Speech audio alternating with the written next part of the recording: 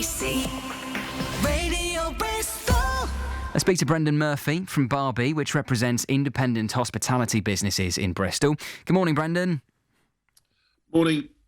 What difference has outdoor seating made to businesses in Bristol, would you say? It's allowed those without any outdoor space to trade. So this relates to lots of venues where they don't have their own pub garden, or the pavement isn't wide enough to put chairs and tables on it. So they've been utilising some parking spaces with maybe some huts or with some decking to put chairs and tables there.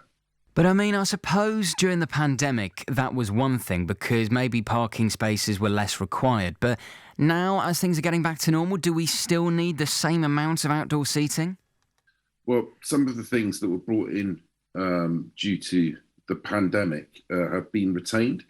Things like off sales for venues has now gone through Parliament and has been extended to the 30th of September 2023. And we just think the provision for outdoor space should go to the same date. There's venues, this isn't the time to be curtailing venues of the opportunities to make revenue. There's jobs and businesses on the line here, and Bristol City Council should do everything they can to keep these businesses trading. I mean, do people actually want to sit outside, particularly as we approach the winter? I know you can have outdoor heaters, which have become quite popular, and that does make it warmer. But, I mean, on a kind of wet, miserable October day, do people really want to sit outside? Yeah, I mean, there's people, first of all, that smoke. Secondly, there's people that are still worried about COVID. I think if you look at the newspaper today, it's triple the number of people are going into hospital with it currently. So let's not pretend it's all gone away. Even if it's cold, people will sit outside. I've seen an article in an Irish newspaper this morning where a pub is giving people 10 or 20% off their drinks if they keep their coats on. Really? Wow. Okay. So they don't have to put the heating on or something? Yeah. Wow. Well, I mean, that also brings us on to the point that you kind of hinted at earlier, that this is an incredibly tough time for businesses currently. Restaurants, bars, pubs, struggling with the rising cost of energy and bills and all of that like the rest of us. Yeah, I mean, these jobs and businesses need to be protected, and it's mainly independent businesses here. What we don't want to see is Bristol turn into a city of Nando's and Wetherspoons. It's really tough out there, and Bristol City Council need to support the hospitality industry more. We just don't feel that they are. Have you heard anything back from Bristol City Council so far, Brendan? Because we did contact them and ask them to come on the programme this morning or to provide a statement. We haven't heard anything back. More than 4,000 people have signed this petition now. Have you heard anything yourself? Are you hopeful?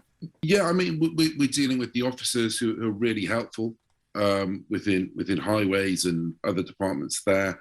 The petition has reached the limit for it to be discussed at full council. Obviously, it was delayed in September due to the Queen's death. They're trying to help, but this needs to come from a higher level in the council. If Bristol City were so minded, they could sort this out. It's not a decision that needs to come from London. They can extend the temporary traffic restrictions, and they can protect these jobs and these businesses if they want to. And just finally, Brendan, just explain if you can why outdoor seating is being allowed to continue in Clifton and on King Street and on Cottam Hill, but it's not being allowed for these 30 businesses. What's the difference? So those are in pedestrianised or semi-pedestrianised areas. So, for instance, Cottam Hill, lots of hospitality businesses. It's a great scheme that they've got there for their pedestrianisation. We have Princess Victoria Street, so half of the street is pedestrianised. But if you walk 20 metres past that, we have Giggling Squid, Fishers, the Bristol Fringe. They've got to take their outside huts down. It doesn't really seem fair to me.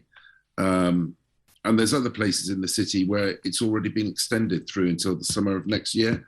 So I think Bristol City Council really need to get their ducks in line and be fair to everybody rather than just specific venues.